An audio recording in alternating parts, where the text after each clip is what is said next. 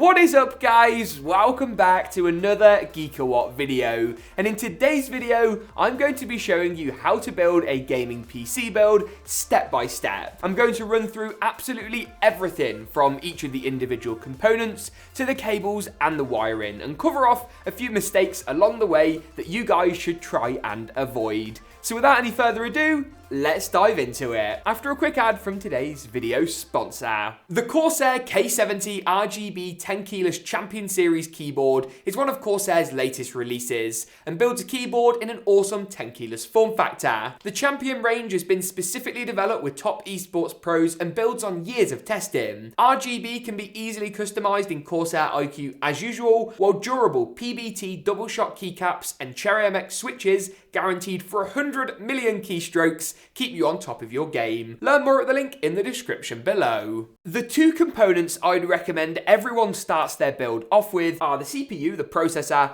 and the motherboard. The motherboard is sort of the hub of your PC build. It's what connects everything else together, and it forms a really nice base from which we can build from. It will come packaged in an anti-static bag which you want to remove and then safely discard. You're then going to pop the motherboard on top of the motherboard box, and this is going to give us a nice anti-static workstation that we can use today. Don't put it on the bag, as this actually can create static issues. Now let's have a quick look at the motherboard and cover off where we're going to install everything and what each bit of it is for. So here, this square in the middle is your CPU socket. That's where the processor is going to be installed, and we'll do that in a moment's time. At the back of the motherboard, you've got your I/O, which is all of your ports and connections from USB to Ethernet to audio, and regardless of whether you go Intel or AMD, the layout is going to be pretty similar. Then working our way across, we've got some RAM DIMM slots. This is where our memory is going to go, and typically you'll have 4 slots. Sometimes on cheaper motherboards, you'll only get the 2. Moving down, we then have room for an M.2 drive or multiple M.2 drives. This is of course a fast storage standard that we'll cover in more detail a little bit later. Finally then, these black connectors, the top of which has some nice metal shrouding, are our PCIe connectors. These are what you use to plug in expansion cards, or in our case, a graphics card, particularly this top slot up here. You've then got a little bit of cooling around the VRMs, around the CPU, and on the motherboard's chipset. So I tend to use these bits to actually lift the motherboard, as they provide a nice solid handle almost that avoids us touching any delicate pins or anything like that. We're going to install the CPU first off today, and this goes into the CPU socket we talked about earlier. The AMD CPUs, you simply want to lift up the retention arm. Super simple, let me show you that again. You literally just pull up the arm and the socket will move very slightly. You then want to take your CPU, and we'll cover our parts choices in just a second, and find the golden triangle. We're going to align the golden triangle on the processor with the corresponding triangle on the socket. In our case, it is here in the top left. The processor then simply drops really delicately into place. You can give it a tiny bit of a wiggle, but all in all, I would leave it there, and the arm then returns back down into place. The processor's installed and we're all good to go. For this build, I've opted to go with a Ryzen CPU. Specifically, it's a 3600X, though this method works with the latest Ryzen 5600X and even the first gen Ryzen chips. If you're going for an Intel build, the process is slightly different, as the pins are actually on the motherboard and not on the CPU. So do be careful, but follow the instructions on your screen now and you should be good.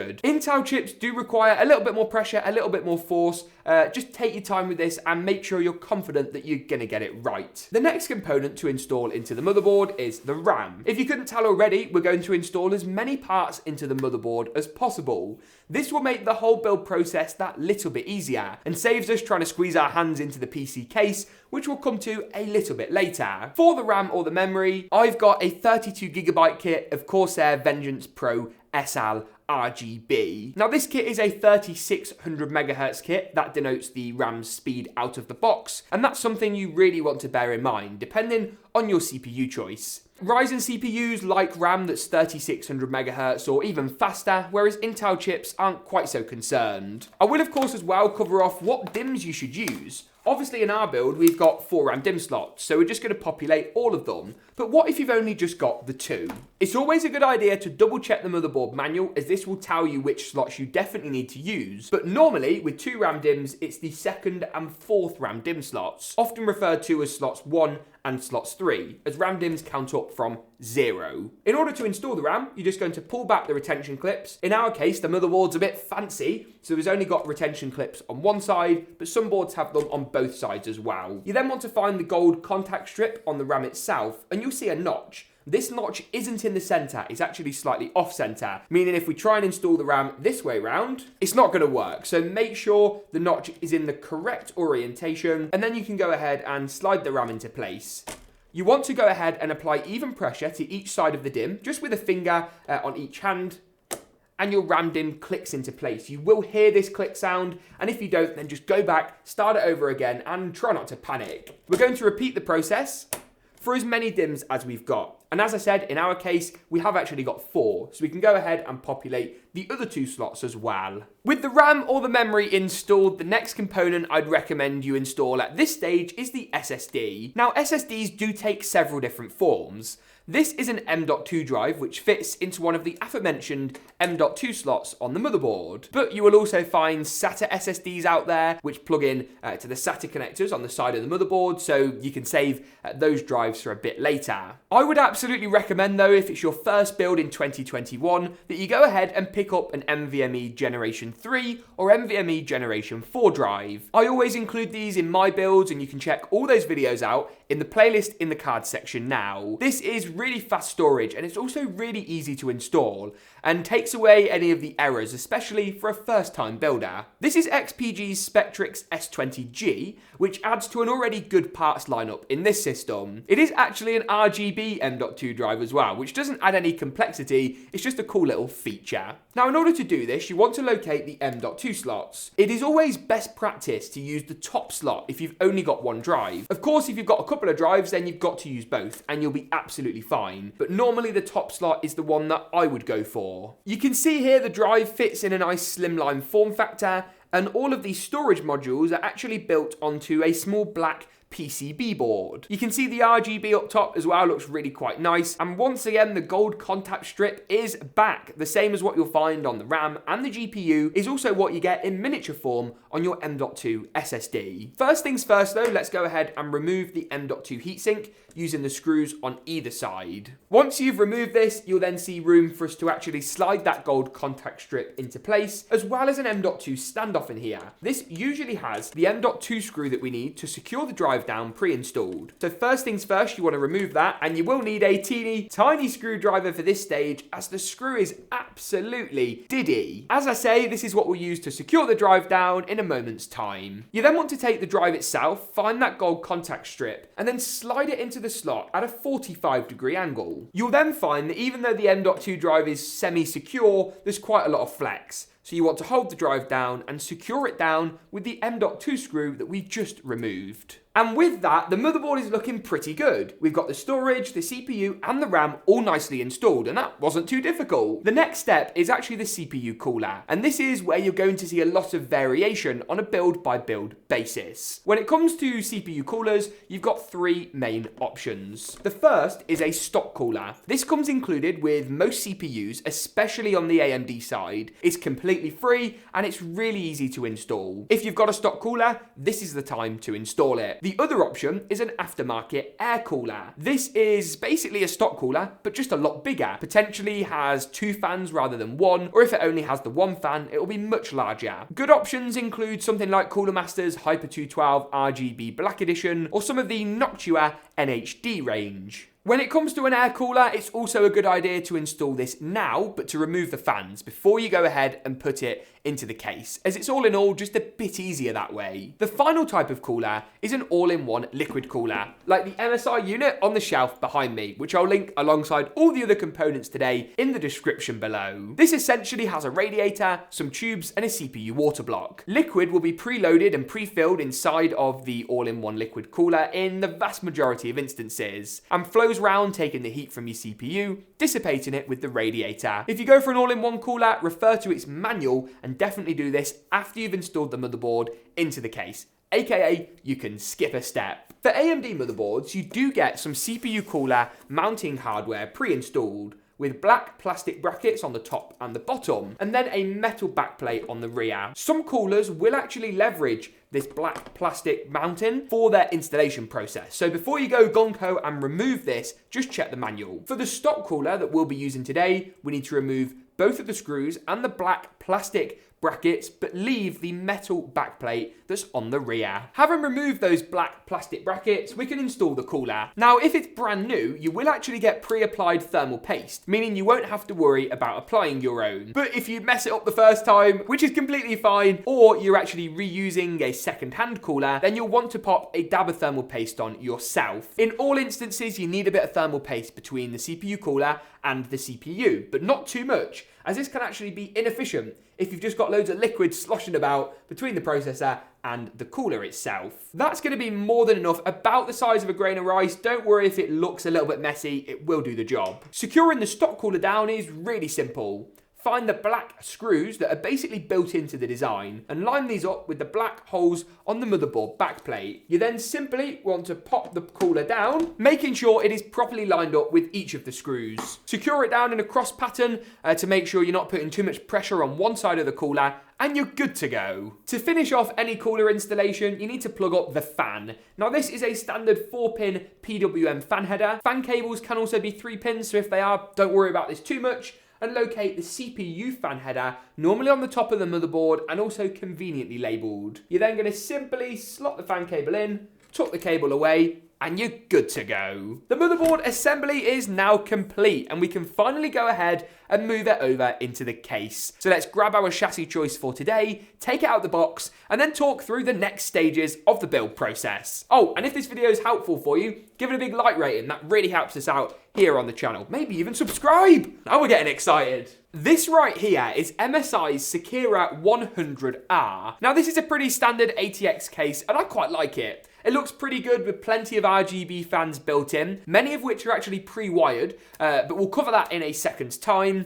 You get a bit of tempered glass at the front, as well as plenty of ventilation at the top and also on the sides. Now, if you're a bit stuck as to what case that you think you should choose for your first build, check out a video we made earlier in the year in the cards section now. We covered off the best cases for a range of different budgets, and it's still a very relevant video today. The first thing you want to do with any case is remove all of the side panels, mainly the tempered glass one on the left-hand side of the chassis, the steel one on the right, and in our case, also the top one. This chassis actually requires you remove the top piece before being able to take the sides off, but that's just going to make things a little bit easier, give us a bit more room to work with, and allow us to see everything without quite so much hassle. There's the top panel, there's the glass side panel, and then there's the rear steel panel. With all of the side panels off, let's take a quick swizz around everything on the case that you guys might have questions about, especially as a first-time builder, before we install the motherboard. So at the bottom, we've got a power supply shield. It doesn't actually shield anything technically, it's just an aesthetic piece to hide away the power supply. At the rear of the case, you've got room for your I/O cutout, so the I/O on the motherboard we looked at earlier will slot through here,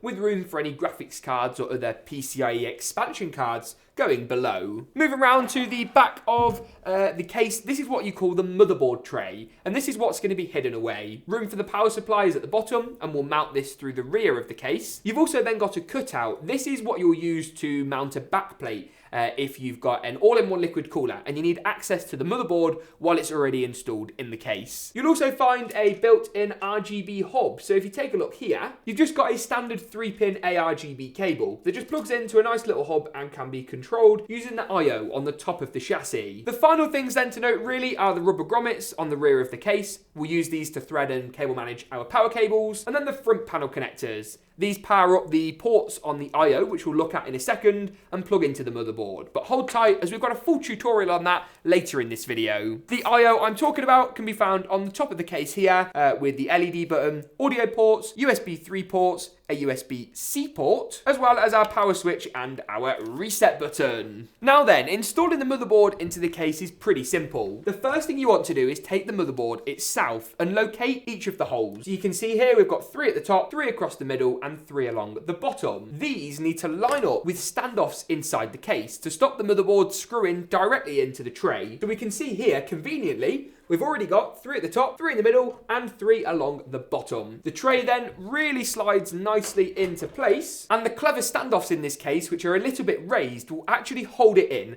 while we go ahead and screw it down. Go ahead and screw it in then, once again with 3 screws at the top, 3 screws across the middle, and 3 along the bottom. Awesome stuff. So with the motherboard installed, the next component we're going to look at is actually the power supply, and we'll do the graphics card last today in a moment's time. While we do the power supply, we'll also plug up all of our front panel cables, connectors, and sort all of our wiring out. So if that's something you think you'd be stuck with, then make sure you pay close attention. For the power supply, I've got MSI's A850GF.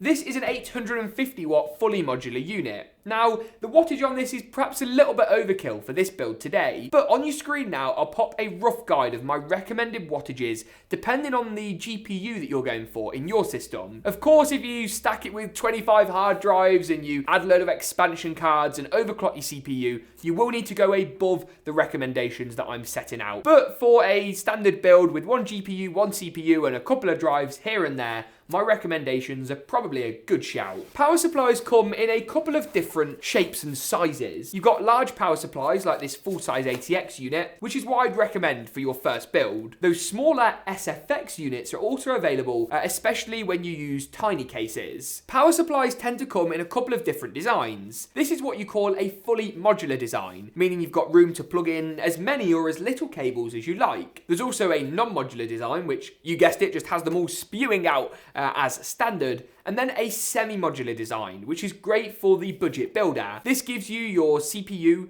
often your GPU, and the motherboard cables pre-installed, and lets you plug in other cables as you see fit. For our build today, we need to plug up the motherboard power connector, a singular CPU power cable, a graphics card power connector, as well as a SATA power cable. And they are installed a little something like this. With all of the cables plugged into the power supply end of things, we're then going to put this into the case. Your power supply actually has a fan on, which pulls in air to cool it down. In our instance, we're going to have the fan facing down, pulling in fresh air from underneath the case. Do beware though that if you put the case on a thick rug, that orientation is not going to work. So make sure the case has got plenty of ventilation for whatever power supply orientation you think you'll need to pick, as keeping the power supply cool is pretty important. We're then going to go ahead and slide the power supply into place and secure it down with these 4 screw holes using the included hexagonal screw design. And with that, the power supply is nicely installed. Once this is in, it is cables and wiring time, and we're going to split this up into 2 distinct sections. First is our power cables, and for this build, we've only got 4 that we need to plug in. The first is the CPU power connector, which powers up our processor, and that goes to the top left of the motherboard, a little something like this. This is nicely followed by the motherboard power cable, which powers up the whole of the motherboard, and has a whopping 24 pins, so it's the biggest of the bunch.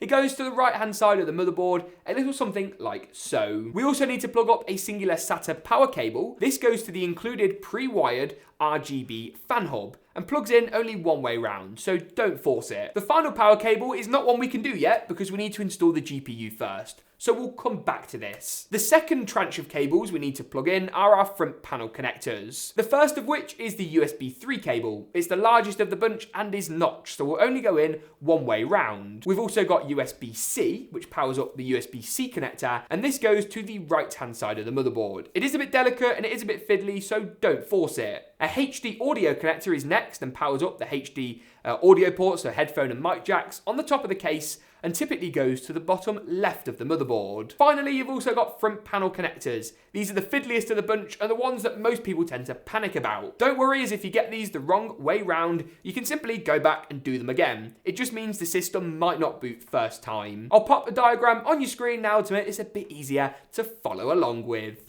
So that brings us nicely on to the final component today, the graphics card. Now, I know some of you are going to be really confused going, James, you've got 2 GPUs. First thing, we only need 1 for our system, correct? And second, they're all out of stock. How have you managed to get 2? Well, the brand's very kindly lent these out for today's video, and the reason I've got 2 is because I wanted to demonstrate the difference between an Nvidia and an AMD card. While broadly the physical hardware installation is basically the same, some of the software steps we need to take are a bit different. The RTX 3060 would be my go-to for a build like this. I think it's the perfect match and makes this system really well balanced. This Gaming X Trio design from MSI is a bit on the overkill end of things, but with stock being as it is, and hopefully this will get better, it doesn't really matter quite so much. We've also got AMD's RX 6800 XT. This is XFX's Merc 319, and this is a pretty cool looking card. When it comes to AMD GPUs, the installation's basically the same, but rather than installing NVIDIA GeForce Experience for the drivers,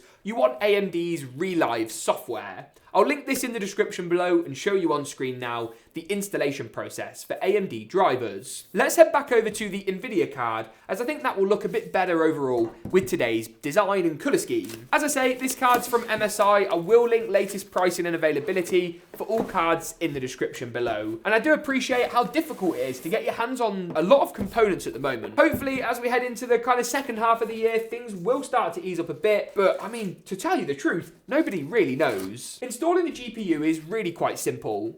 Once again, the gold contact strip is back, and we're going to line this up with the corresponding slot on the motherboard. We've also got a bit of a Blue Peter moment, which a lot of my American viewers won't understand, but we've gone ahead and removed the second and third PCIe slot covers in advance. This is what we need to remove to make way for the I/O on the back of the graphics card. What we're going to do is find the gold slot and make sure it's at the top of the GPU, push back the retention clip on the top PCIe slot, and then slide the graphics card very carefully into place. The gold contact strip will go inside of this slot and make a satisfying click sound. You then want to secure the graphics card with 1 screw on the left-hand side, or 2 screws if you're feeling really secure, and that will stop it from doing this wobbling action that we're currently subjected to. The last thing you need to do then is to plug up power connectors to the graphics card, and these are the same ones we plugged into the power supply a little bit earlier, and then we can go ahead and whack the side panels on, and our build is pretty much done. I do want to point you though to a couple of other videos before we wrap this one up that will help you if you're building your first system. In the card section now is a video that details full processes in terms of the BIOS and the drivers, and what to do after you've physically built the system up. We're also going to make a video soon about how to install Windows 10 in a bit more detail, so make sure you're subscribed for that one. And if you'd like to see us do a troubleshooting video where we cover off most of the common causes of a PC not booting up first time, make sure to drop a like rating and drop a comment actually, and letting us know what issues you might have had